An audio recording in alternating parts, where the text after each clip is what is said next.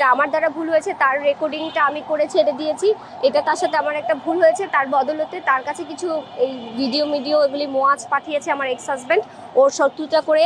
ও তো জানেন যে কালকেই হচ্ছে প্রীতিকে মেরে কীরকম চুল কেটে দিল, মাথা ফাটিয়ে দিল। ওই মেয়েটা এখন ঢাকা মেডিকেলে ভর্তি, he is a psycho. Muaz Arif, Hasan আরিফের ছেলে, ওই হচ্ছে ইলিয়াসকে হচ্ছে এই ভিডিওগুলো পাঠিয়েছে।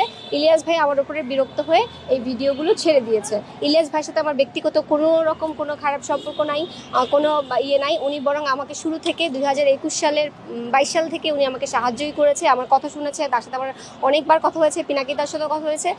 ইনফ্যাক্ট পিনাকিদা হাসান আরিফকে নিয়ে ভিডিও বানিয়েছিল। ওনাদের সাথে আমার কোনো শত্রুতা নাই, কোনো ক্ল্যাশ নাই, কিচ্ছু নাই, জাস্ট একটা মিসআন্ডারস্ট্যান্ড, এইটাই। না, ওর মাথার মধ্যে শয়তানি, ও লুকায়া কি করছে আমি জানি না। ওর যা ইচ্ছা তাই থাক, যা ইচ্ছা তাই করুক, আই ডোন্ট কেয়ার।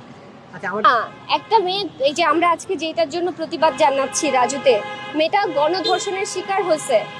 আসিয়া মারা গেছে ধর্ষণের শিকার হয়ে, মামলা করে কোনো লাভ হয়েছে? আমি এখন যে বলবো আমাকে ওভার দ্য টেলিফোন একজনের কটু কথা বলেছে, এটা নিয়ে আমি কি মামলা করব? আর তুষারকে ধরবে না তো আমি মামলা করে করবোটা কি? আমাদের আইন আদালত তো ওরকম শক্ত নাই ভাইয়া। আমি যে তুষারের এগেনস্টে কোনো মামলা করব বা কিছু করব, আইনি পদক্ষেপ নিব, লাভ কি হবে?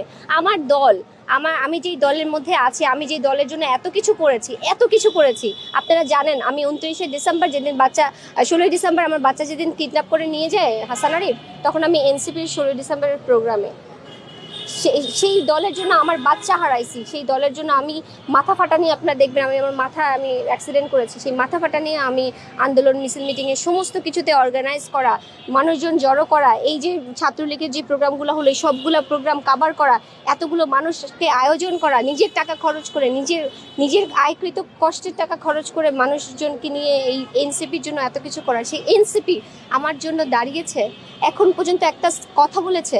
আমি কি বলবো বলেন? আমাদের দেশে মানবতা নাই, আমাদের দেশে সত্যের কোনো ভাত নাই। সত্য বলবেন তাহলে আপনাকে ভিকটিম বানানো হবে, সত্য বলবেন আপনাকে অপরাধী বানানো হবে, সত্য বলবেন আপনাকে নিয়ে বুলিং করবে। সুতরাং আমার কাজ ছিল, আমার উদ্দেশ্য ছিল সচেতন করা। নতুন একটা দল গণ-অভ্যুত্থান থেকে উঠে দাঁড়িয়েছে, ওরা অনেক বড় কথা বলে, আমরা অনেক বড় কথা বলি। আমরা সাধারণ মানুষের কাছে যে বলি যে আমরা একটা বৈষম্যহীন রাষ্ট্রের স্বপ্ন দেখি, আমরা একটা বৈষম্যহীন রাষ্ট্র গড়তে চাই। এই যে কথাগুলো বলি, এই কথাগুলোর মানটাকে আমি ধরে রাখার জন্য তুষারের ব্যাপারটা আমি জানিয়েছিলাম, শুধুমাত্র সচেতনতার জন্য, শুধুমাত্র জানাতে চেয়েছিলাম যে এরকম একটা খারাপ ছেলে আমাদের দলে আছে যার দরুন নারীরা নিরাপদ না। সেইটুকুই ছিল আমার ইন্টেনশন। সেই ইন্টেনশনটা আমি মনে হয় পেরেছি, যে সবাই জানতে পেরেছে যে তুষার কেমন একটা মানুষ। এছাড়া আমার আসলে আর কিছু বলার নেই।